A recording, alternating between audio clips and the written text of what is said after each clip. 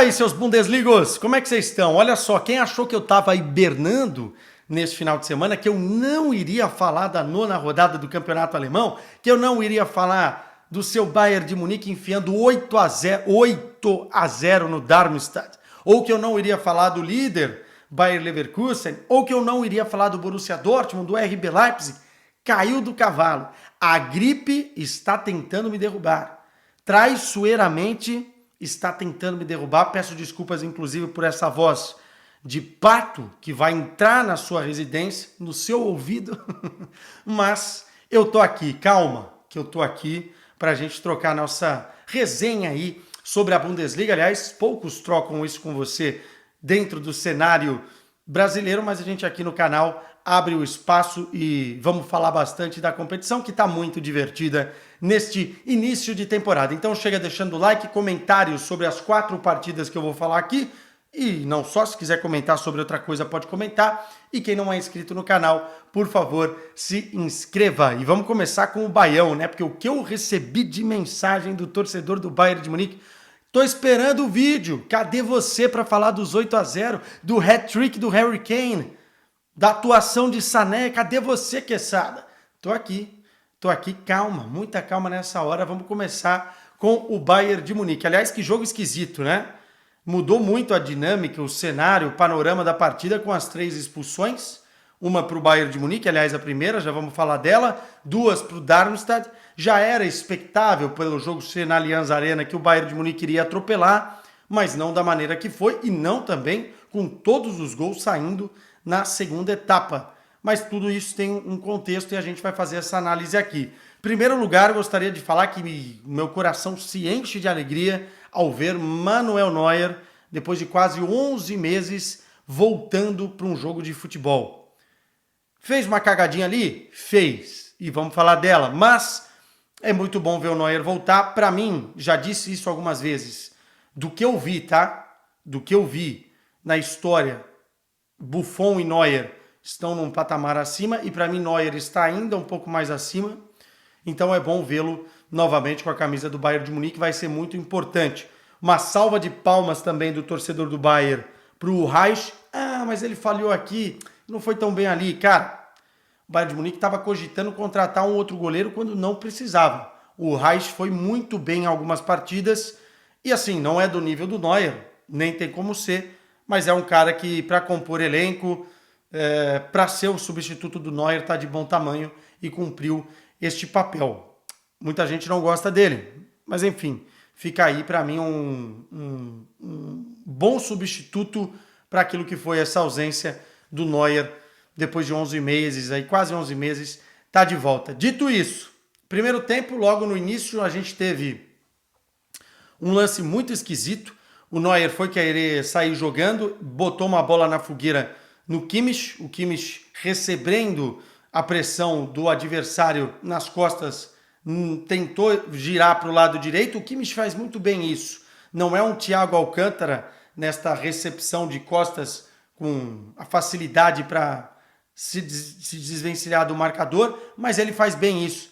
Só que dessa vez ele foi surpreendido pela marcação, ninguém gritou ladrão. O Neuer também devia ter tido a sensibilidade que ele ia receber essa carga. Falta também, óbvio, o ritmo de jogo para o Neuer, que está voltando. E aí o Kimmich perdeu a bola, o cara ficou cara a cara com o Neuer, o Kimmich tentou recuperar e acabou fazendo a falta. Uma falta essa que, por ser o último homem, custou a presença do Kimmich no jogo. O árbitro não teve dúvida, levantou o cartão vermelho e aí ele adotou um critério. Esse critério que iria ser utilizado 2 vezes contra o Darmstadt mais à frente. Mas quando o árbitro aciona um critério e segue firme a esse critério durante o próprio jogo, eu acho ok. Então a expulsão do Kimmich foi ok.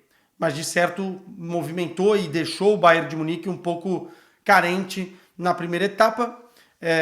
Mesmo assim o Bayern foi melhor, foi superior, não teve assim um volume de chance tão grande quanto criou no segundo tempo, mas isso também tem a ver com os espaços, né? O que o Thomas Tuchel fez foi trazer o Musiala um pouco mais para a posição de 8, o Laimer ajustar na posição ali mais de primeiro volante e não fez nenhuma substituição. Achei que foi bem o Tuchel nessa, até porque era o Darmstadt do outro lado. Talvez se fosse um time que agredisse mais o Bayern de Munique, aí uma substituição se faria talvez necessária, o que não foi o caso, né? E logo na sequência, com o desenrolar da partida, nos 20 minutos, depois lá para os 30 minutos, teve as 2 expulsões do Darmstadt, mesma história.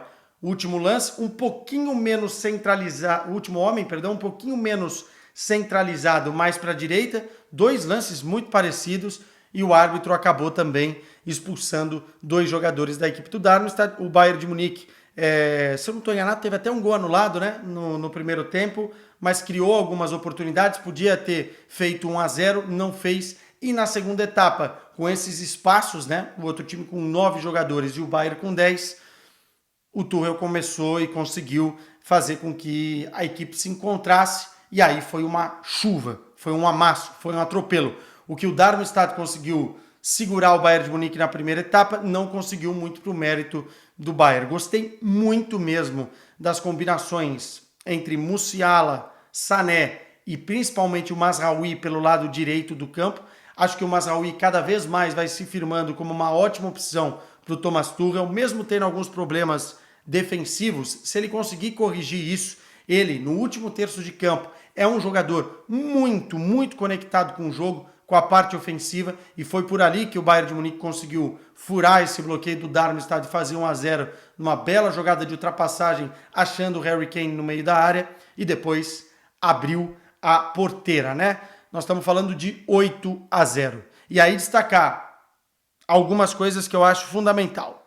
A atuação do Mazraoui, como eu já disse, a atuação do Musiala também, que fez gol, muito, muito, muito boa, mais produtivo, menos individualista. Acho que o Musiala, se começar a entender que ele precisa segurar menos a bola e aproveitar a qualidade que ele tem para acionar os seus companheiros muitas vezes, ou saber a hora certa de driblar, saber a hora certa de finalizar, não tentar driblar todo mundo e chegar dentro da área para fazer uma finalização às vezes, aí ele vai ser realmente um dos melhores do mundo na sua posição. Tem potencial para isso e fez muito bem esse papel nessa partida. Elogiar também o Sané, que mais uma vez fez um grande jogo. Aliás, os números do Sané são absurdos nessa temporada, né? Estamos falando de 9 gols e 3 assistências, mas mais do que os números é a constância. Ele está desequilibrando em todas as partidas para o Bayern de Munique. Ele, se o Bayern de Munique é um time que liga e desliga, como eu já falei aqui algumas vezes, ele não. Ele é constante durante as partidas e muitas vezes é o cara que chama a responsabilidade. Fez um partidaço novamente o seu Leroy Sané. E aí, óbvio, destacar também a atuação do seu Harry Kane. Os críticos do Harry Kane devem estar realmente muito tristes com o que está acontecendo, porque realmente ele, em termos de números, em termos de efetividade, benefício ao time, fazer o time jogar mais da forma que tanto faltou na temporada passada, o Harry Kane é um monstro e ele nesse jogo fez gols de 3 maneiras diferentes. O primeiro, se posicionando muito bem, atacando o espaço dentro da área de cabeça. O segundo foi o gol que Pelé não fez, né? E aí só um jogador da qualidade dele para observar o lance, ver que o goleiro do Darmstadt estava sempre meio adiantado, né, durante o ataque da sua equipe, para fazer um gol e tirar da cartola com tanta qualidade do meio campo. Um golaço, um gol que vai ficar marcado nessa edição da Bundesliga e na carreira do Harry Kane, um gol de meio campo. Falar o quê? E o outro gol, novamente, muito bem posicionado, aproveitando os espaços, óbvio, com o Darmstadt com um jogador a menos, ele recebeu a bola e de centroavante fez, acho que foi de direita, né? Quase meio caindo ali, o seu terceiro gol no jogo. Os números do Harry Kane também nessa temporada, fantásticos, né? 14 gols, segundo o hat-trick dele com a camisa do Bayern de Munique, 13 jogos, 7 assistências, ou seja, 14 gols e 7 assistências, 21 participações em gols nesse início de temporada. É muita coisa, e o Bayern de Munique chegando na 9ª rodada da Bundesliga com 34 gols marcados em 9 rodadas, 7 gols sofridos. Nunca nenhum time com 9 rodadas chegou a 34 gols na Bundesliga, nem mesmo os melhores Bayerns que a gente viu. É um time que ainda falta evoluir, é um time que ainda tem margem de crescimento, mas quando começa e tem a confiança para acelerar o jogo, sentir o cheiro de sangue do adversário, morder e chacoalhar, dá aquela sensação ao torcedor de ver o Bayern de Munique, o melhor rolo compressor, novamente em cena. E foi isso que o Bayern fez com o Darmstadt. Não geriu o resultado ou a goleada, quando viu que a coisa estava para acontecer, pisou no acelerador e não parou mais. E quando faz isso com maestria, faz isso atropelando seus adversários. Era o Darmstadt, de um jogador a menos, 9 em campo. Não interessa, tem que fazer isso. Tem que fazer uma goleada deste tamanho. E pulando aí para a primeira colocação no sábado, temporária provisória, porque o Bayer Leverkusen ainda iria jogar. E aí, passando para o RB Leipzig, né, já era expectável também uma vitória sobre o Colônia. Aliás, o Colônia que está fazendo um início de Bundesliga terrível, não é à toa que está na penúltima colocação. Mas o que me deixa mais impressionado com esse RB Leipzig é a forma com que o Marco Rose montou uma arapuca, uma armadilha muito bem feita para os seus adversários, né? Especialmente na pressão alta, que faz muito bem, e também na transição ofensiva em velocidade. Às vezes parece para o time adversário que tem o controle da bola, mas quando perde essa bola, o RB Leipzig consegue colocar 5, 6 jogadores no último terço de campo, muitos deles em zona de finalização, com uma velocidade que espanta. O primeiro gol foi de pênalti do Timo Werner, mas a jogada foi exatamente a pressão alta que a equipe fez, né? Não faz essa pressão alta toda a hora do jogo, mas faz de forma inteligente, rouba essa bola, tem a penalidade e o Timo Werner faz 1-0, o Timo Werner ganhando uma oportunidade nessa equipe do Marco Rose. Eu não sou um fã do Timo Werner, como muita gente pintava quando ele surgiu, né? Até por conta da passagem dele na Premier League. Mas, enfim, é um jogador interessante para determinados jogos, para determinados momentos, e eu acho que o Leipzig utilizou ele muito bem nessa partida. O segundo gol é exatamente essa questão da transição ofensiva rápida, e aí tem um jogador que é fundamental para isso hoje nesse RB Leipzig, que para mim foi o melhor jogador em campo, já tinha sido um dos melhores na rodada da Liga dos Campeões, e o PSG está esfregando as mãos, né? Estamos falando de Xavi Simons. Ele, nessa transição ofensiva rápida, acha o Openda, aliás, uma dupla fantástica nesse jogo contra o Colônia, que faz o 2-0. O terceiro gol é exatamente nessa velocidade em transição ofensiva, quando eu falo que colocam 5 ou 6 jogadores em posição de finalizar, ou, por exemplo, no último terço de campo, a chegada pelo lado direito, uma bola em velocidade, depois cruzada na área e vai achar no segundo pau, na segunda trave, o Raum, que é um dos principais laterais hoje do futebol alemão, para fazer o 3-0. O 4-0, cara, é um suco de RB Leipzig, do melhor que há.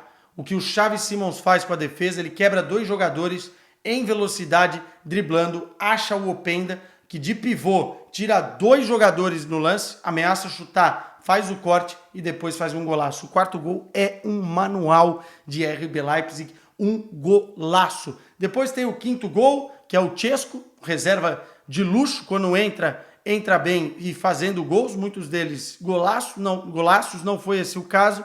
E o Baumgartner entra também para fazer o 6-0, esse sim um golaço de fora da área. Então, contundente a exibição do RB Leipzig. Se é um time que vacilou um pouquinho, perdeu alguns pontos no início dessa Bundesliga, eu tenho certeza que é um dos times que vai incomodar na ponta da tabela durante essa temporada, e é também um dos times para a gente ficar de olho dentro da Liga dos Campeões da Europa.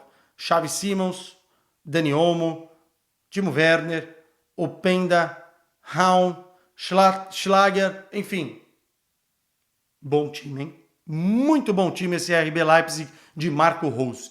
Aí nesse domingo foi assistir o Borussia Dortmund jogando fora de casa contra o Eintracht Frankfurt, porque estava curioso depois da partida contra o Newcastle pela Champions. Falei, acho que o Terzic achou um pouquinho mais de equilíbrio, né, nessa equipe, especialmente no que toca a parte defensiva, o que era tão importante, o que é tão importante para esse Borussia Dortmund da temporada. Então ficou assim, uma espécie de avaliação, até falei isso no pós-jogo contra o Newcastle, que o time estava defensivamente um pouco mais sólido. O que aconteceu? Cair do cavalo, né? Que bipolaridade na temporada e nesse jogo contra o Eintracht Frankfurt fora de casa. Que time esquizofrênico, sistematicamente mal defensivamente. Pelo amor de Deus, Borussia Dortmund. Como é que faz um primeiro tempo tão ruim assim, que custou os 2 pontos?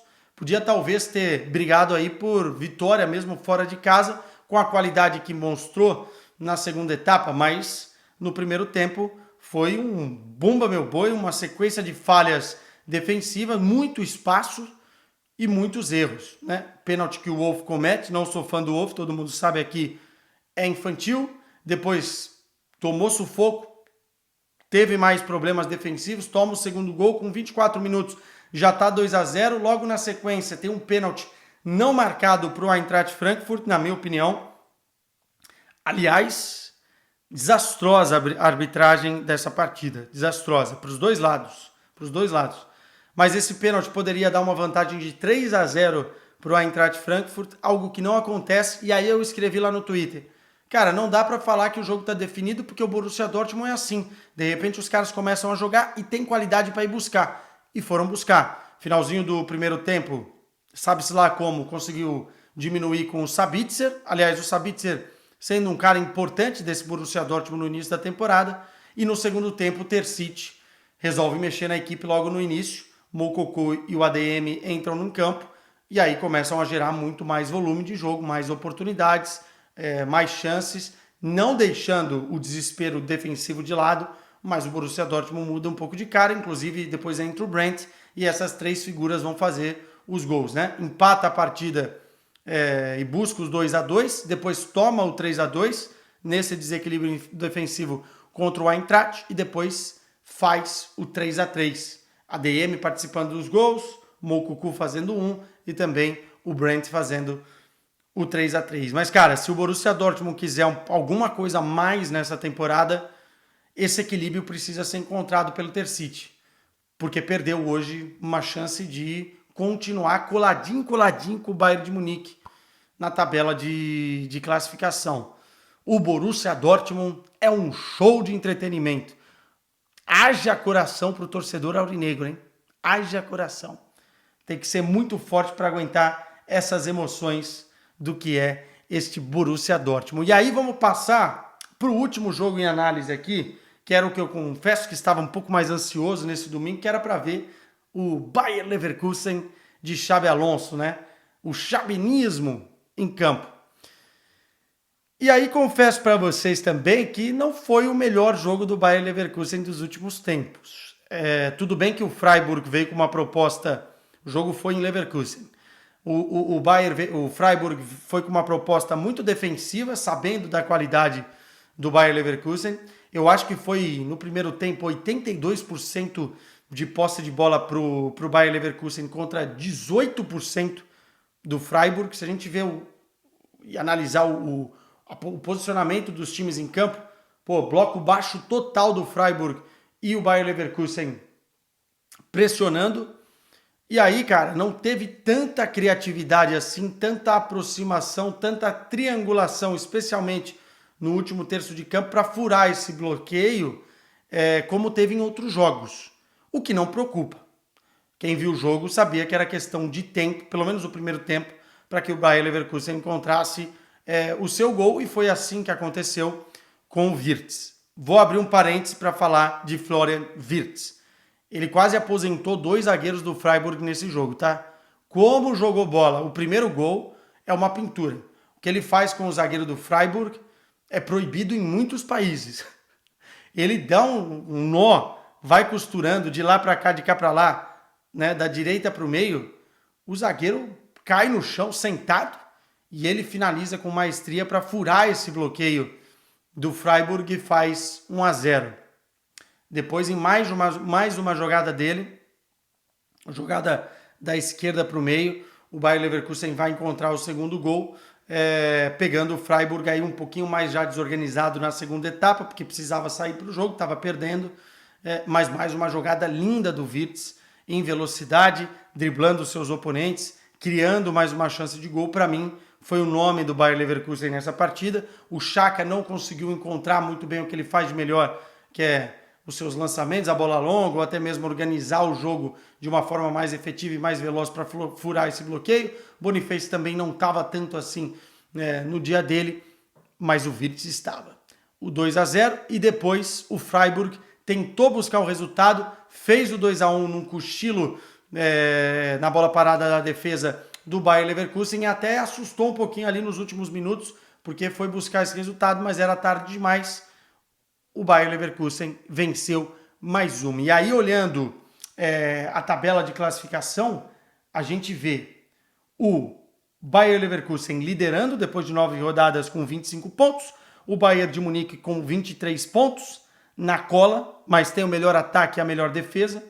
O Stuttgart perdeu em casa do Hoffenheim, já estamos sentindo o efeito da falta de Guirassy, o artilheiro da competição. Aliás, o Harry Kane, com essa ausência do Guirassy, tem uma oportunidade de ouro de buscar o Guirassy na artilharia, O Borussia Dortmund com 21, junto com o Stuttgart, e o RB Leipzig com 20. O Hoffenheim, que venceu o Stuttgart, completa ali com 18 a zona de classificação europeia, mas o bololô mesmo parece que está Bayer Leverkusen, Bayern de Munique e os outros dois, até o RB Leipzig, E a Bundesliga está divertidíssima. E lembrando que nesse meio de semana tem Copa da Alemanha e depois, sábado que vem, tem Der Klassiker. Então, fiquem ligados aqui no canal, porque a gente vai falar muito de futebol alemão durante essa semana. Beijo para vocês, bom resto de domingo. Tchau!